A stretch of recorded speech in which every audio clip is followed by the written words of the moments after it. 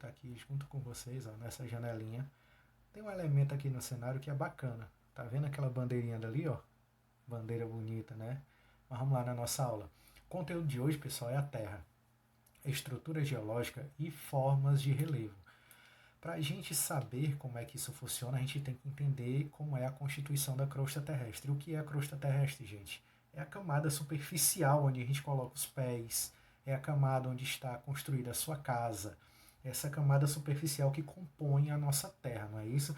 Para a gente entender como as formas de relevo se originam também, é importante conhecer os materiais que compõem a crosta terrestre. Um deles são as rochas, né? É o material de maior importância na composição da crosta terrestre. Nós temos também os minerais, que apresentam elementos químicos. Esse conjunto de coisas, de elementos, compõe a crosta terrestre. Mas o mais importante são as rochas. E o interessante, gente, que a característica principal de uma rocha é que ele é sempre encontrado em estado sólido. Não existe uma rocha em estado líquido, não existe uma rocha em estado gasoso. Se fosse desse jeito, não era rocha. E elas podem ser classificadas em três tipos: magmáticas, sedimentares e metamórficas também. E o que são rochas magmáticas? Gente, rochas magmáticas elas são formadas pelo resfriamento e a solidificação do magma. E o que é o magma? É aquilo que o vulcão expele, é aquele material que quando o vulcão entra em erupção, quase que não falo, ele expele. E o que é o magma em si mesmo? Nada mais é do que a própria rocha que sofreu uma pressão e um calor muito grande e derreteu até virar o magma. E quando ela sai expelida do vulcão, ela entra em contato com os elementos superficiais da natureza, fazendo com que ela se resfrie e se solidifique também. Ela pode ser intrusiva ou extrusiva. Intrusiva são aquelas rochas magmáticas mais profundas e extrusivas são aquelas rochas magmáticas mais superficiais.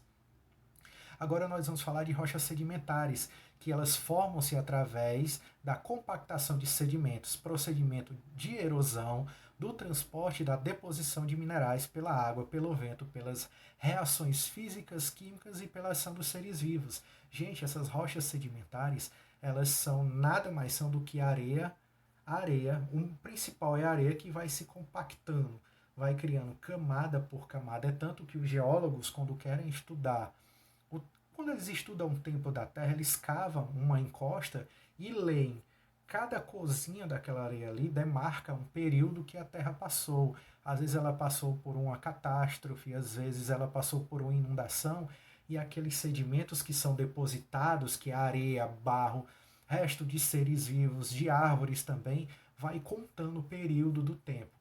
Essas rochas sedimentares, pessoal, também pode ser o calcário e o arenito, que são rochas bem frágeis. Se você pega elas assim na mão e aperta, elas se desmancham muito facilmente. Ou então tu pega uma rocha dessa e papoca nas costas do teu irmão, para tu ver se ele não sai correndo de dor. Mas isso é o de menos, né? O que vale sempre é a experiência. Não faça isso em casa não, que isso não é legal não. E é o seguinte, nós temos também as rochas metamórficas, que também são chamadas de rochas secundárias. Foram originalmente rochas magmáticas ou sedimentares que, pela ação do calor da pressão do interior da Terra, adquiriram outra estrutura. O gnásio e o mármore, gente, são exemplo dessas rochas. O gnásio e o mármore já foram rochas sedimentares ou rochas magmáticas que, pela ação do calor e da pressão do interior da Terra, transformaram-se em outro tipo de rocha. Gente, a estrutura geológica da superfície terrestre. E o que compõe essa estrutura geológica? É um conjunto de diferentes rochas de um lugar e aos vários processos por elas sofridos, dando aos terrenos desse lugar uma característica própria, damos o nome de estrutura geológica. Você pode prestar atenção que a estrutura geológica do maciço de Baturité é uma coisa, a estrutura geológica de Fortaleza é outra, e a estrutura geológica do Sertão Central já é outra completamente diferente. O maciço de Baturité é uma cadeia de serras, né, montanhas. Já lá para Fortaleza é uma superfície mais plana e arenosa. Já para o Sertão Central é uma superfície plana, mas que sofre depressões, e o que são depressões? Buracos, mas também é composto por várias rochas, muitas delas rochas magmáticas, como Quixadá. Gente, Quixadá, aquelas rochas que lá existem, são rochas magmáticas, rochas muito antigas, feitas através do magma expelido por vulcões muito antigos. E o interessante, pessoal, é que na crosta terrestre há três tipos básicos de estrutura geológica: núcleos cratônicos, as bacias sedimentares e as faixas orogêneas. Nós vamos ver o primeiro aqui, gente, os núcleos cratônicos, ou escudos cristalinos, que são as rochas magmáticas metamórficas muito antigas, que sofreram processo erosivo, apresentando-se desgastadas e com baixas altitudes. Aqui no maciço de Baturité nós temos esses escudos cristalinos também. Boa parte do Brasil também é composto por escudos cristalinos, viu? As bacias sedimentares, como foi falado, o que são rochas sedimentares, se parece muito. As bacias sedimentares, pessoal, são depressões da superfície terrestre que apresentam relevo, formadas por abatimentos da litosfera, nas quais se depositam ou depositam sedimentos, em alguns casos materiais vulcânicos. Ou seja, deixa eu explicar isso aqui melhor.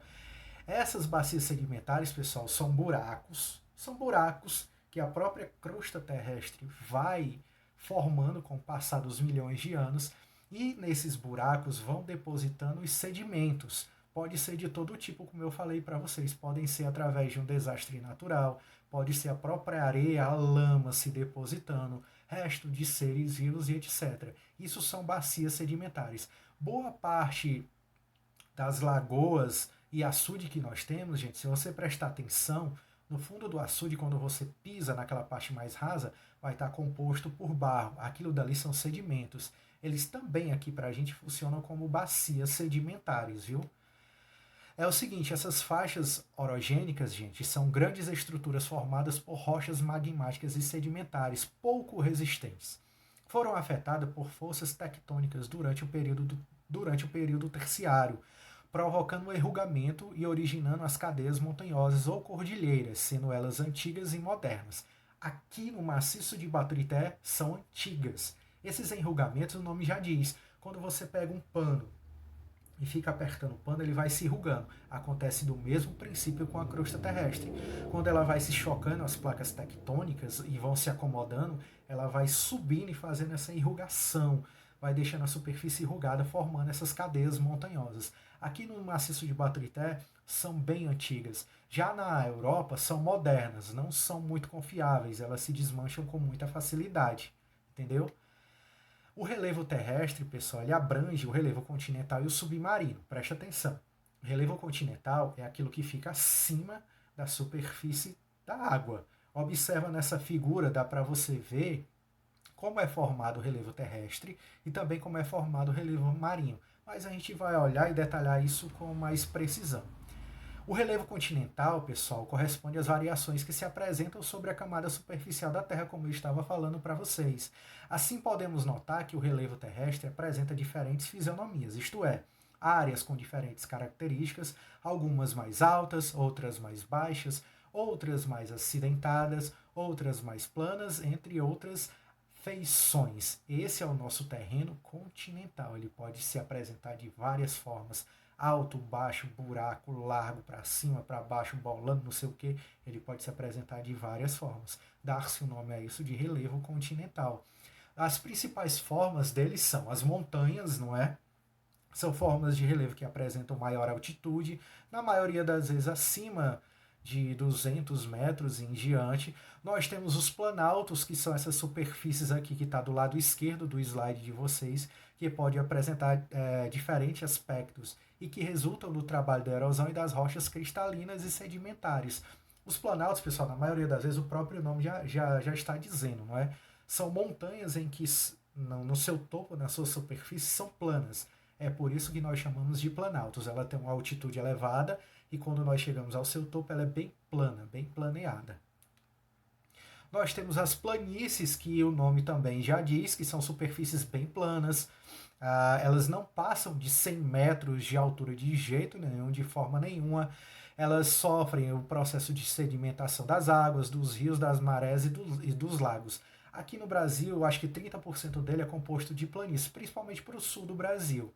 As depressões, pessoal, são áreas ou menos planas que sofrem prolongados processos erosivos, ou seja, é uma área plana, foco aí, é uma área plana que com o passar dos anos ela vai sofrendo processos erosivos através do movimento das águas, através do movimento dos lagos e lagoas, dos ventos, e vai criando essas rachaduras, se eu posso assim dizer, esses buracos na crosta terrestre, não é?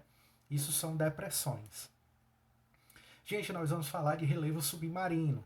A gente vai falar do primeiro tipo, que é a plataforma continental. O relevo submarino é aquilo que está abaixo do nível do mar.